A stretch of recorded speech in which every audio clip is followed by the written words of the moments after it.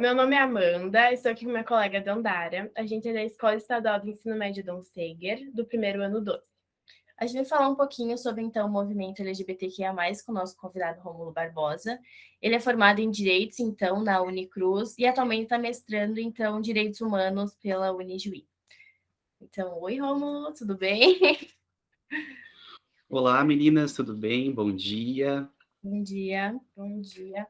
Então, a gente vai fazer algumas perguntas e, com isso, a gente vai conversando e argumentando esse movimento tão importante em meio à nossa sociedade. Então, a primeira pergunta, a gente gostaria que você explicasse um pouco sobre a sigla LGBTQIA+. Certo. Primeiramente, eu quero agradecer a vocês pelo convite feito para participar desse podcast e especialmente para falar sobre uma temática tão importante que é o movimento LGBTQIA+. Esse movimento que é tão importante para tantas questões relevantes para a comunidade, especialmente a luta por direitos, respeito, dignidade, enfim, uma série de questões que são importantes e muito caras para as pessoas que compõem essa comunidade. Bom, a primeira pergunta que vocês me fizeram é a respeito da sigla, né? O que a sigla significa? A sigla LGBTQIA+, é composta por uma série de letras que comumente a gente escuta as pessoas questionarem e argumentarem, mas enfim, por que é tão necessário nós trabalharmos com essas especificações? O que acontece, gurias? Durante muito tempo, as pessoas que eram diferentes, consideradas diferentes por algum aspecto ou outro, elas foram excluídas da sociedade. Elas não se encaixavam em padrões impostos historicamente, e isso acabou por contribuindo para essa exclusão dessas pessoas da sociedade. Elas se tornaram pessoas marginalizadas no sentido de colocadas à margem da sociedade. A partir disso, o movimento LGBTQIA+, ele é muito importante porque ele tem esse viés, ele tem esse objetivo de incluir essas pessoas que durante muito tempo foram excluídas, né? Então, cada sigla, ela representa, cada letra, ela representa uma maneira de incluir, uma forma de dizer, olha, em um grupo, em uma comunidade, você sim tem lugar no mundo, no espaço, na sociedade. Pois bem, a sigla LGBTQIA+, ela inicia com a letra L, na verdade, que vem de lésbicas, que nós podemos definir, isso uma definição bem singela, porque nós poderíamos aprofundar cada letra aqui e trabalhar várias questões, né? A letra L, ela se refere às lésbicas, que são mulheres que sentem atração afetiva ou sexual por outras mulheres.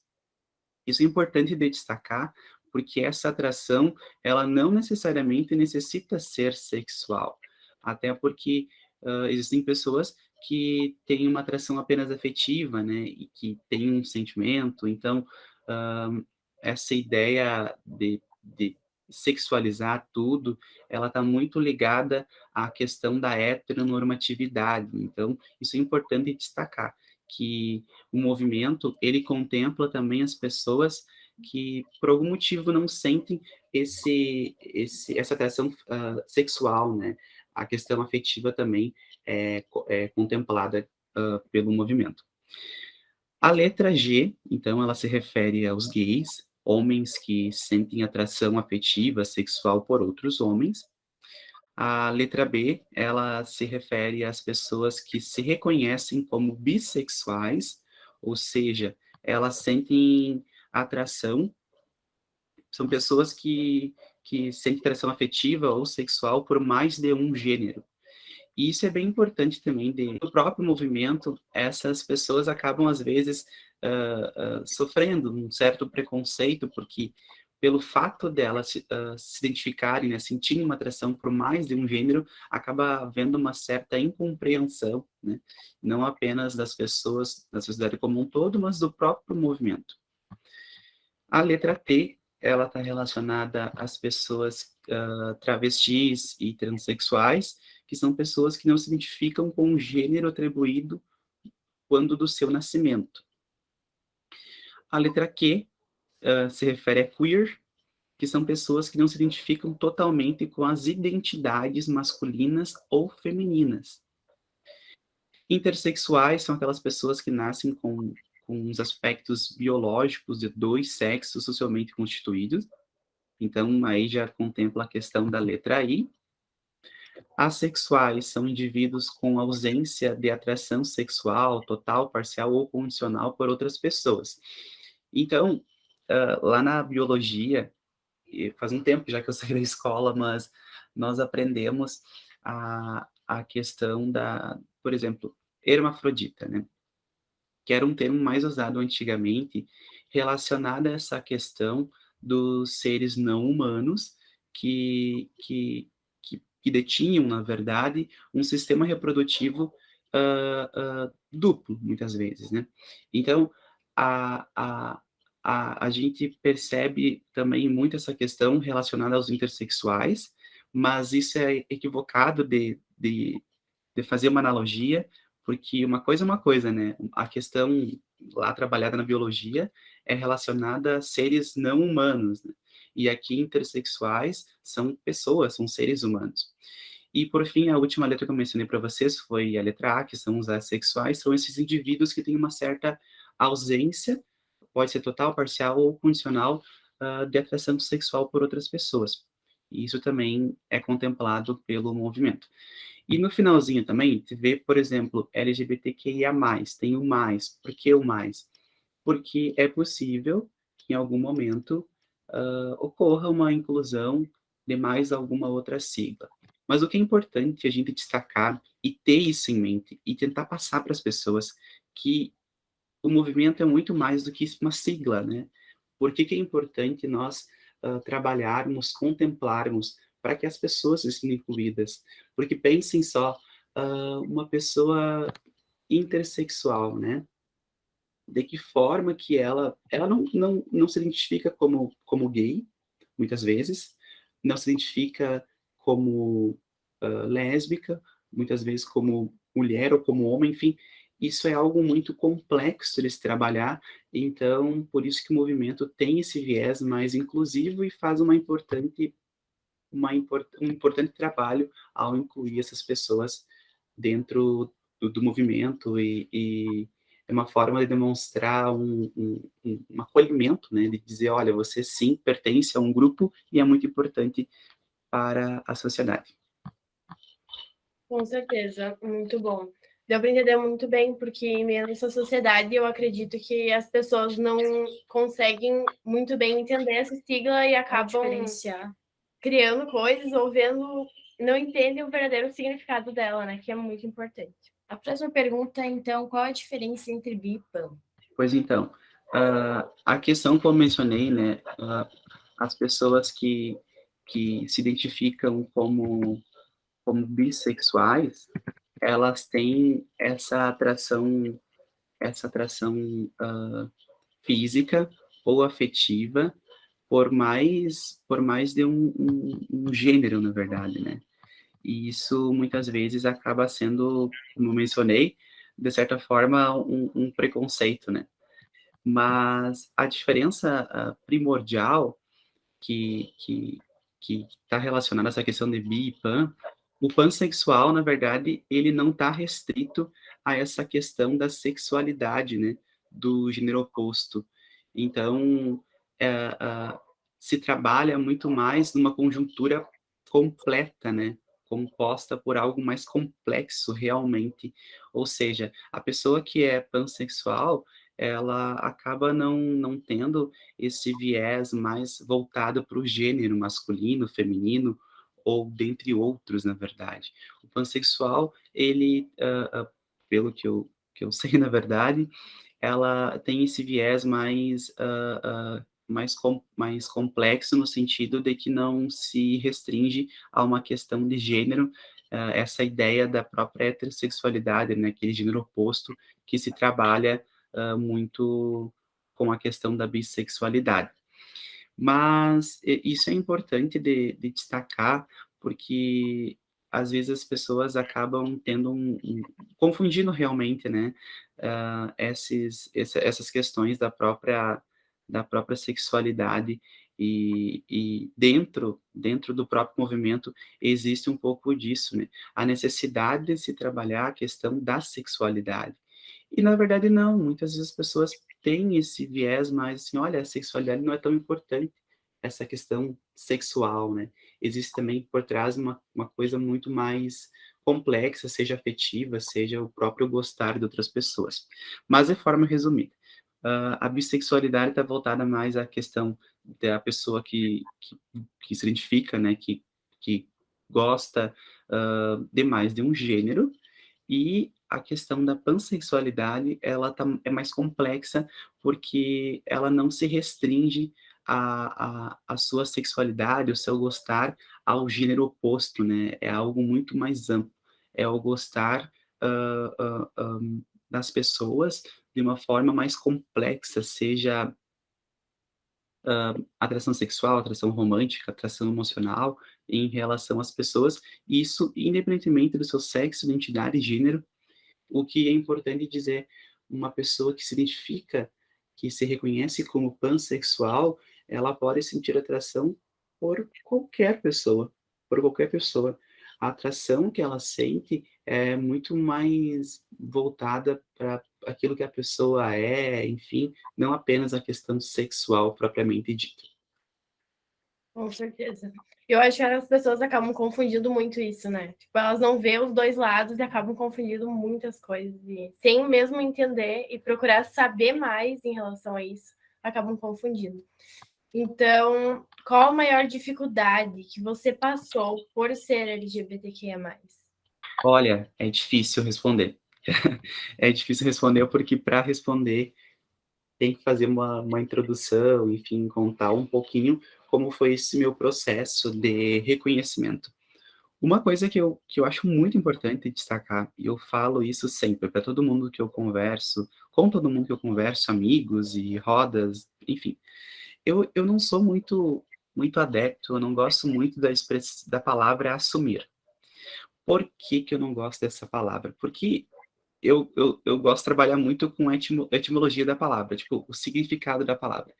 Quando eu ouço a palavra assumir, me vem à mente algo muito relacionado a assumir algo errado, assumir, que tu fez, né, enfim.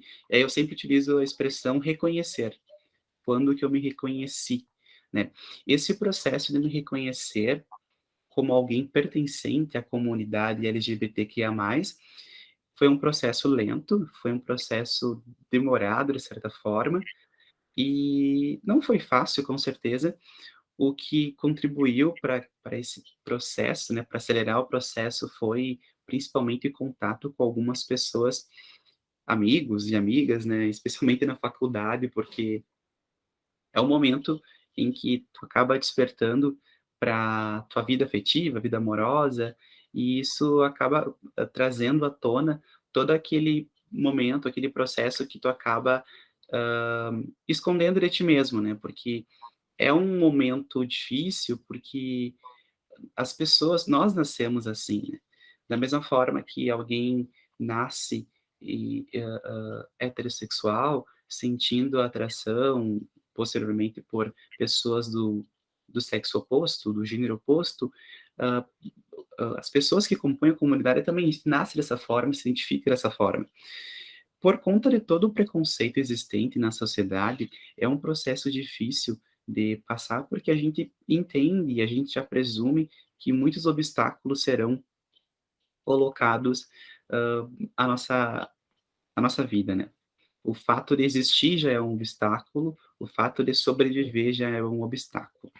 Mas especificamente, eu identifico que a questão da minha vida acadêmica, minha vida profissional, nunca tive não foi um processo difícil, porque como eu demorei um pouco para me reconhecer, eu estava muito mais maduro, né, quando eu decidi viver a vida conforme eu entendia melhor.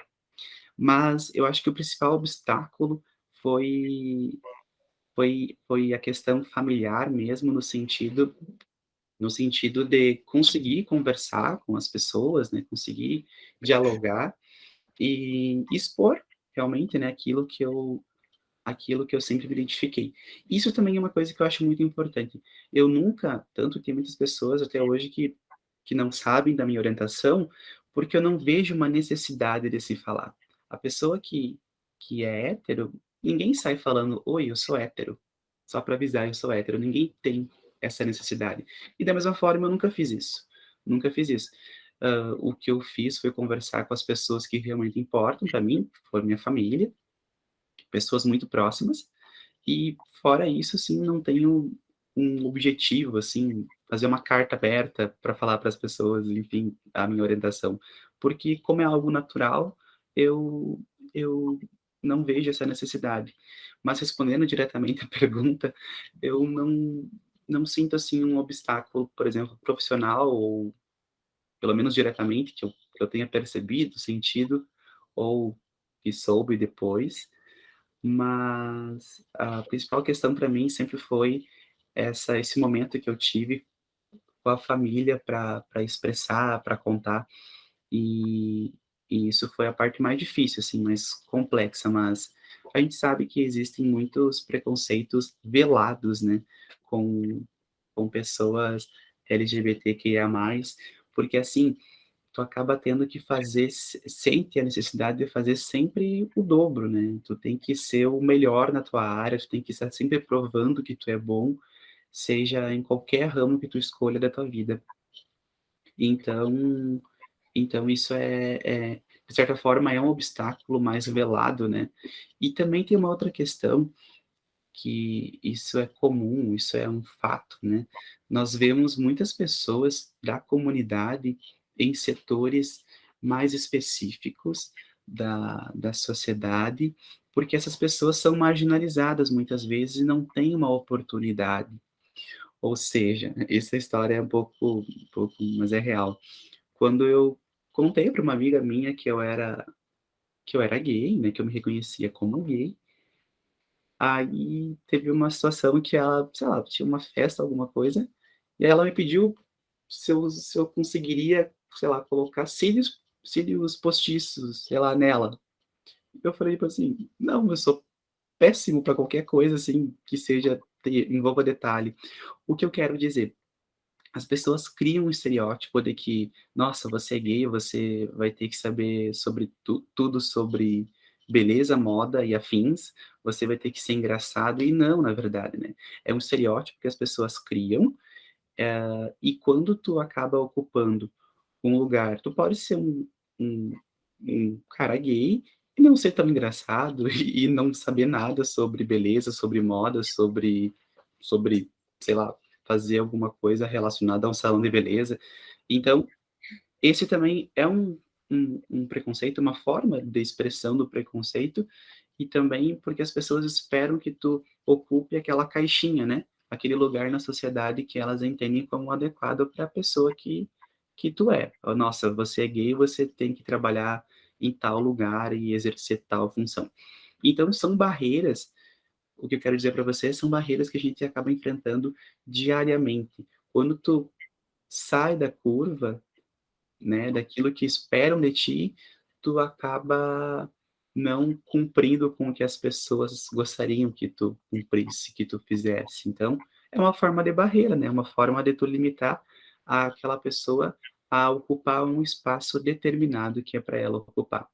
Mas não, pessoal, nós estamos em todos os lugares, em todos os espaços da sociedade, enfim, temos, cada vez mais ocupado os lugares, o que é algo muito difícil, muito caro, mas felizmente, né, as coisas estão melhorando, passos curtos, bem curtos e lentos, mas a gente está melhorando sim, e conseguindo ocupar funções, cargos que até então, durante muito tempo, nós não tínhamos a oportunidade de ocupar. Sim, eu até penso em relação ao que tu falou de se assumir, que o momento que as pessoas LGBT não vão ter a necessidade de precisar se assumir, eu acho que vai começar a acontecer de ser uma coisa natural. Espero que isso aconteça, porque É a mesma coisa como tu falou, que um hétero, ele não vai chegar e vai se assumir. Gente, não precisa disso. E eu acho que vai acontecer a mesma coisa com o movimento LGBT, que eu acho que isso vai acontecer e precisa acontecer, sabe? Mas meio nossa sociedade hoje em dia é muito difícil, como tu falou, acontece muitos problemas, as pessoas não entendem e não procuram entender em relação a isso. Eu acho isso muito difícil também, né? Mas você sabe que essa questão, o que eu percebo, eu sou muito otimista, né? E eu percebo que a nova geração, assim, as crianças e agora adolescentes, pré-adolescentes, adolescentes, estão tendo uma compreensão muito melhor do que quando eu era adolescente ou quando eu era criança, né? E eu sinto que está havendo uma naturalização, porque é isso que deve haver, né? Uma naturalização, porque não tem que ter uma necessidade de tu saber se a tua... Uma vez eu vi um vídeo do Mário Sérgio Cortella, que ele falava isso. Por que eu tenho que saber se a minha vizinha ela está casada com um homem, com uma mulher, se ela vive, como ela vive, enfim. Isso não tem uma certa relevância, né? E eu percebo que essa nova geração está naturalizando cada vez mais aquilo que deve sim ser naturalizado, né? E então é um processo que eu vejo assim que está sendo muito positivo. É algo que vai aos poucos, sim, acabar sendo muito proveitoso e muito bom para o movimento, para as pessoas que compõem a comunidade. Então, qual o conselho que você daria para quem gostaria de contar aos seus pais, então, sobre a sua orientação sexual e eles não têm coragem? Olha, é difícil. É difícil falar algo específico, porque depende muito da situação. Depende muito da pessoa, depende muito da família, depende muito, de vários aspectos, né. Eu digo para minha mãe sempre que o meu caso, a minha situação, é uma em 100, digamos, porque eu fui muito privilegiado, no sentido por alguns aspectos. Primeiro, porque pela minha personalidade, eu sempre tive uma personalidade mais forte no sentido de eu contei, sabe. Eu não questionei, tipo assim: "O que que vocês acham sobre isso? Vocês me autorizam a ser gay?", tipo, não houve isso. E também porque, claro, meus pais sempre tiveram e têm ainda, né, que as pessoas têm preconceito, mas estão aprendendo a trabalhar com isso.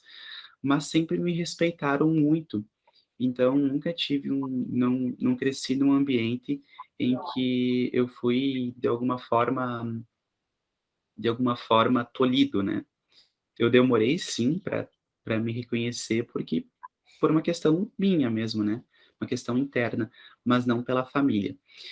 E por que que eu falo isso? Porque existem muitas situações que a gente sabe que existem, que são pessoas que são colocadas para fora de casa, são pessoas que são espancadas pelos seus familiares e ou então sofrem um preconceito, uma violência psicológica, né. Existe nossa, tanta coisa a gente já viu, né, e ouve e constata, então eu acho um pouco difícil dar um conselho, assim, pontual. Mas o que que eu diria para as pessoas que sentem, enfim, que se reconhecem como um membro pertencente da comunidade? Analise a sua situação. Primeiramente, a sua família, como que a família é? A família é é muito preconceituosa, vai ter uma dificuldade tremenda em aceitar, em respeitar, melhor dizendo. Existe alguém na família, mãe, irmã, que essa pessoa possa contar, porque isso é muito importante. Isso é muito importante. Na minha família, por exemplo, num primeiro momento eu contei para minha irmã e para meu cunhado. E foi incrível, tipo assim, porque isso me deu um suporte, né? E me encorajou. Depois eu fui para minha mãe e depois contei para meu pai. E isso foi incrível porque me deu um suporte muito bom. Então, ter alguém na tua família que te apoie é importante. O apoio dos amigos também é importante. E algo muito importante de se trabalhar também é a questão da própria, independência financeira. Porque eu pensei em tudo antes, né, de contar. Eu pensei: "Nossa, sei lá", pensei no pior, né, posso ser colocado para fora de casa, imaginei mil coisas e felizmente foi algo muito bonito, assim, tipo, foi algo muito acolhedor, né, tanto da minha irmã, meu cunhado, minha mãe e meu pai, que foram as pessoas que eu contei, né. E então, assim, eu acho que a pessoa tem que analisar a sua situação, a sua vida e sentir, né, porque eu tenho amigos que são gays, enfim, a família não sabe, às vezes tem um pai que é muito preconceituoso, tem casos e casos, né. Mas o conselho que eu sempre dou é de analisar a sua situação e ver o momento mais adequado. Mas a principal questão é a questão interna, é estar bem consigo mesmo, saber que, é bom ser da forma que a gente quer ser, se reconhecer dessa forma. E hoje sim eu posso dizer abertamente e com muita felicidade que eu tenho orgulho, tipo, de ser gay. Durante muito tempo eu tive vergonha ou não gostava ou ficava pensando que eu era uma pessoa estranha, algo, enfim. E hoje não, hoje com o conhecimento que eu tenho, com a maturidade que eu tenho, eu percebo o quanto eu sou feliz, e isso é o principal, sabe. Mas essas pessoas, elas vão aos poucos, é um processo lento e tudo acontece no momento certo, né.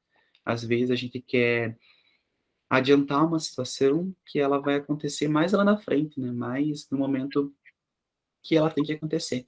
E a gente tem que aceitar que as coisas acontecem por um motivo e e a gente não controla muitas vezes o destino e as situações, né. Então, se os homens héteros começarem a discutir suas masculinidades por ser um caminho pode ser um caminho para reduzir a LGBTfobia? Com certeza, com toda certeza.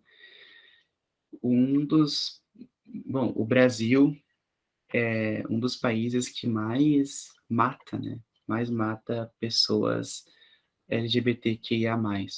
E isso é um é um dado, né, não estou aqui criando uma pesquisa, não tenho um número exato aqui, porque essas pesquisas são muito se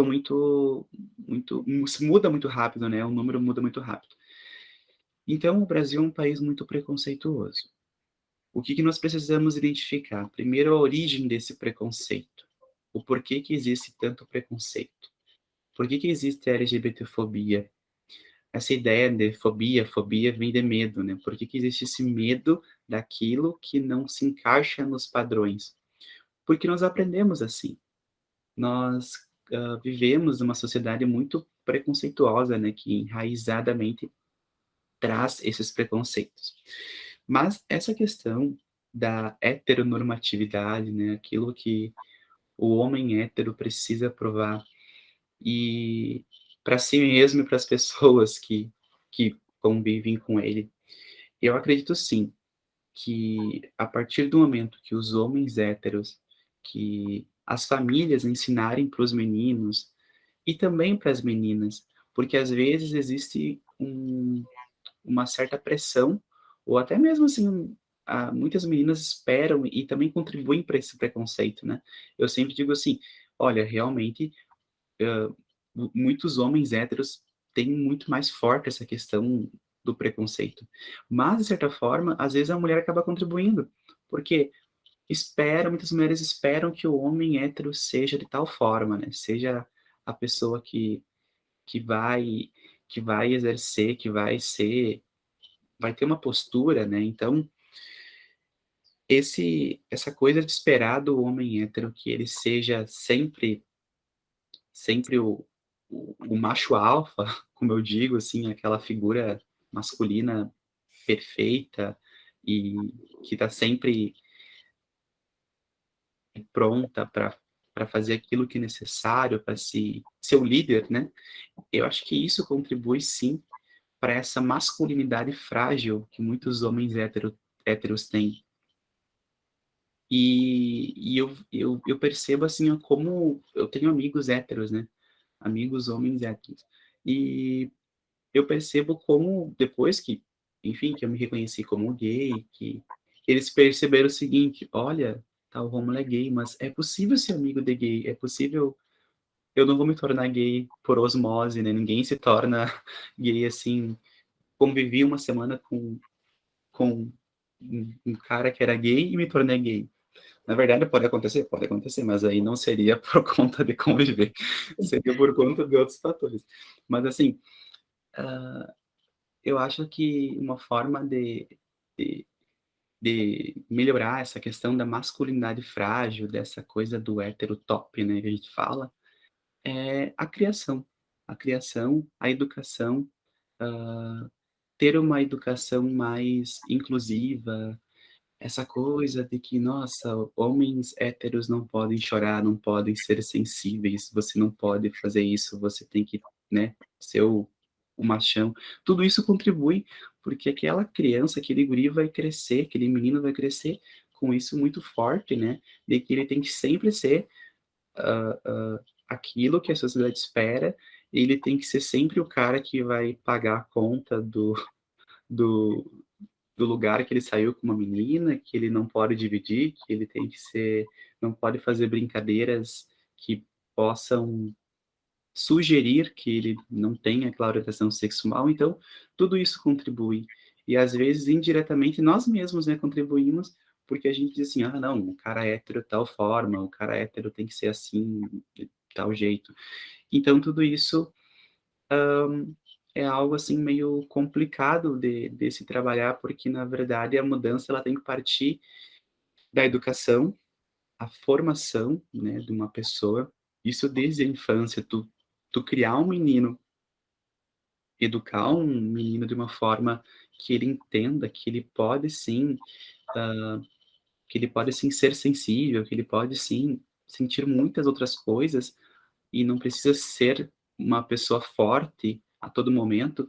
Acho que esse é o caminho, esse é o caminho de para a mudança, né? E nós também, nós enquanto adultos, enquanto pessoas já dessa geração que já está aí, e nós também temos que trabalhar em nós mesmos e nas pessoas com quem nós convivemos, que essa coisa da heteronormatividade, ela não deve persistir, né? Essa coisa da masculinidade frágil é algo muito que contribui para o preconceito, para o aumento do preconceito e, consequentemente, exclusão das pessoas, né? E para a LGBTfobia, caso. Com certeza. Eu acho que isso muito vem das, tipo, próximas gerações. Eu acho que o fundamental é, desde o começo, desde a infância, trabalhar para acabar realmente com a LGBTfobia, porque é, tipo, um fator muito decisivo para a vida da pessoa. E, como você falou, acaba tendo muitas mortes em relação a isso, que é muito complicado. E eu acho que, realmente, isso tem que acabar e é isso, né? Tipo, é muito importante. Então, qual que é o recado que você daria, então, para as pessoas sobre o movimento LGBTQIA+. Uma coisa muito importante de se falar do movimento LGBTQIA+.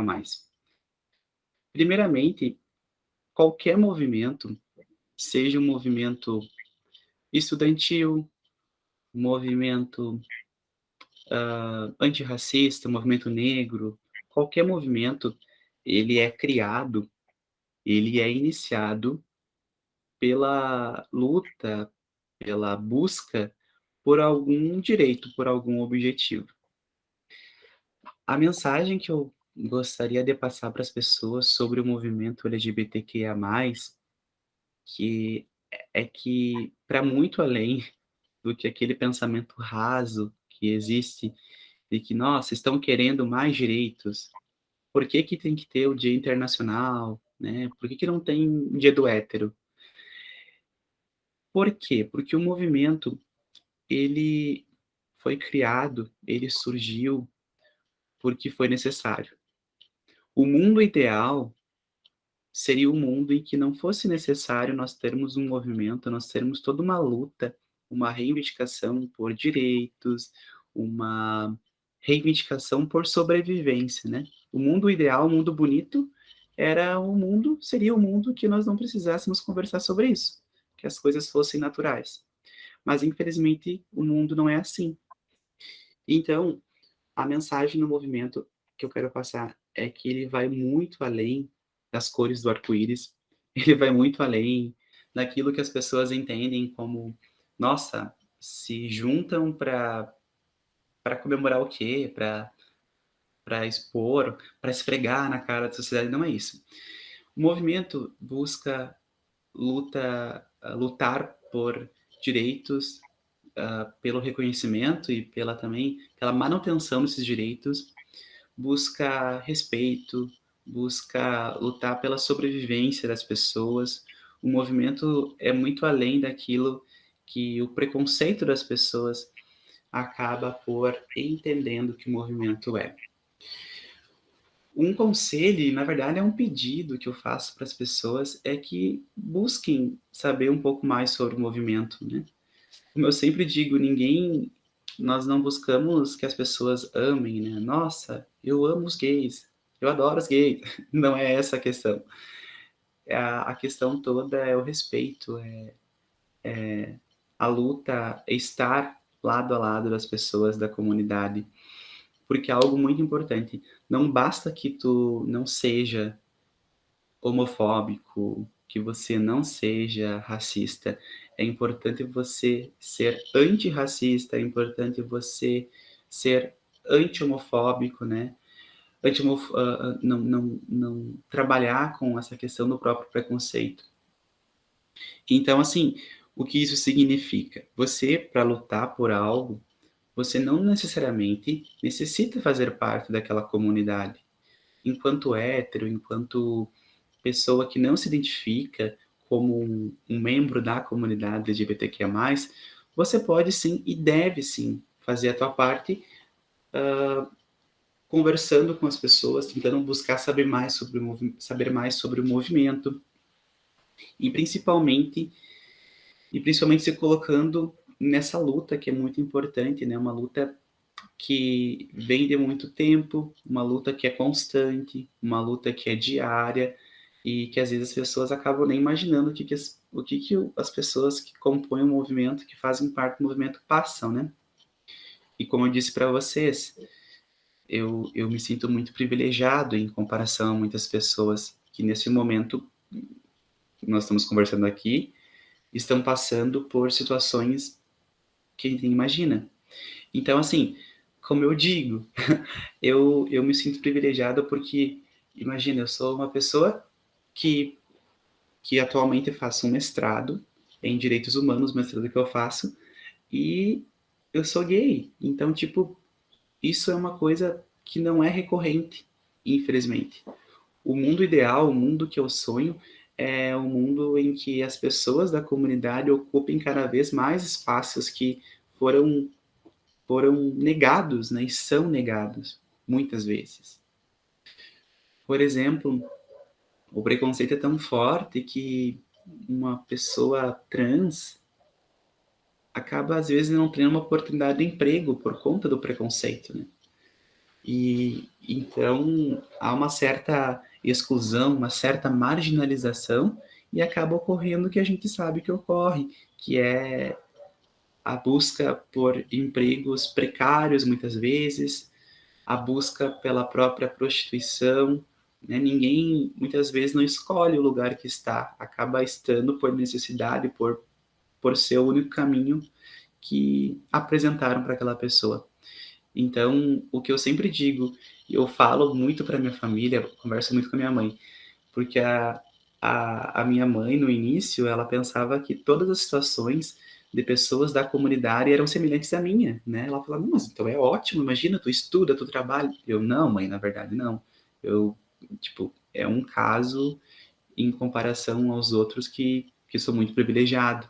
E aí hoje ela consegue perceber, identificar que existem situações muito diferentes, né? Então o movimento, o recado que eu quero passar para as pessoas é: busquem saber mais sobre o movimento, ouçam as pessoas que fazem parte da comunidade, se coloquem na luta, porque isso é algo que envolve todos nós, todas e todos nós. Não é algo que envolve apenas as pessoas pertencentes à comunidade LGBTQIA+. É uma luta de todos e de todas. e precisa sim ser travada por todas as pessoas. Então esse é o recado que eu gostaria de passar para as pessoas sobre o movimento. Busquem saber mais.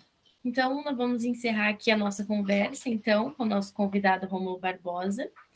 A gente queria agradecer, então, aos nossos colegas, então, que estão por trás das câmeras, ao nosso professor por ter nos dado, então, essa oportunidade, e também aos nossos espectadores, então.